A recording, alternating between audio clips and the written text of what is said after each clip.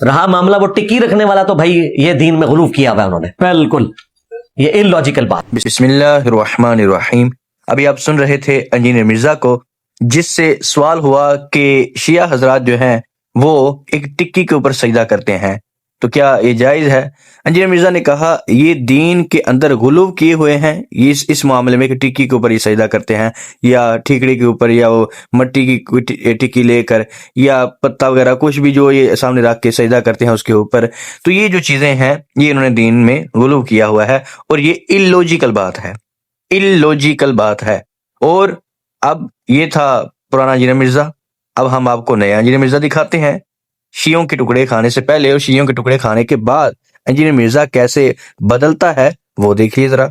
شیعہ لوگ اپنے آگے پتھر رکھ کر نماز کیوں پڑھتے ہیں؟ وہ پتھر رکھ کے نہیں پڑھتے، وہ مٹی کی ایک ٹکیاں رکھتے ہیں، اور اتنی بات تو ان کی درست ہے کہ مٹی کے اوپر سجدہ کرنا یہ سنت ہے، چٹائی پہ صرف جواز ہے، افضل یہ ہے کہ مٹی کے اوپر سجدہ ہو۔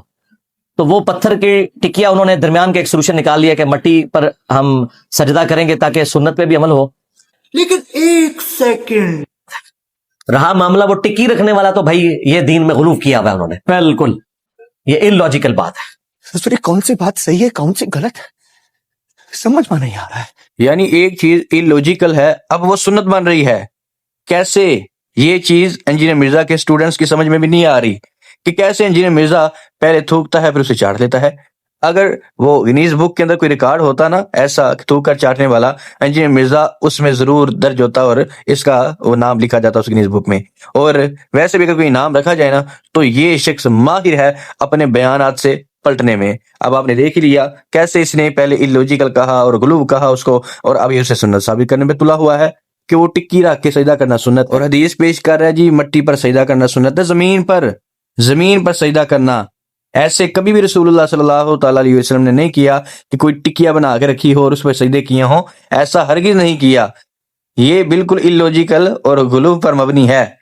لیکن تم اب جو لوجک بنانے کی پیش کر رہے ہو نا چیزیں، اور جو تم اس کو سنت ثابت کرنے پر تلے ہوئے ہو، یہ تمہاری اندر کی رافضیت جو ہے اس کو بالکل واضح کر رہا ہے۔ اور ساتھ ہی میں اس کے اور بھی نمونے آپ کے سامنے رکھ دیتا ہوں، کیسے یہ بندہ اپنے بیانات سے مکرتا ہے اور کیسے بدلتا ہے۔ اور پہلا بیان یہ ایسے بھول جاتا ہے جیسے اس نے وہ بات کی ہی نہیں تھی۔ ذرا یہ سنیے۔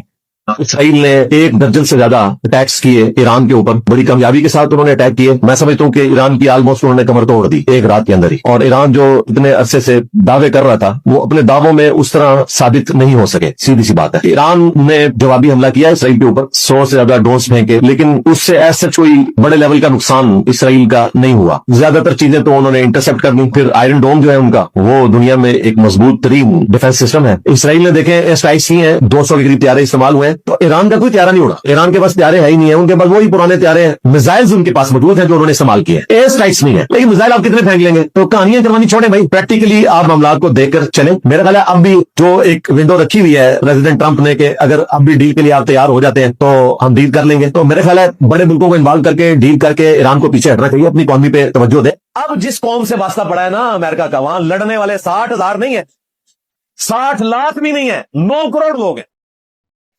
تو یہ میں آپ کو کمپیریزن بتا رہا ہوں، اسی لیے دیکھیں ان کے وزیر نے بات کی، راچی صاحب نے، انہوں نے کہا ہم تو انتظار کر رہے ہیں امریکنز کا کہ اپنے فوجی بھیجیں یہاں پہ، ہم تو انتظار میں بیٹھے ہوئے ہیں، اور ہم نے اس جنگ کی تیاری پچھلے 40 سال سے کی ہوئی ہے، اور جو کوئی ہماری کمزوریاں تھیں نا وہ جون 2025 کی جنگ میں سامنے آئی، وہ ہم نے ریکور کر لی، ہم تو انتظار میں بیٹھے ہوئے ہیں۔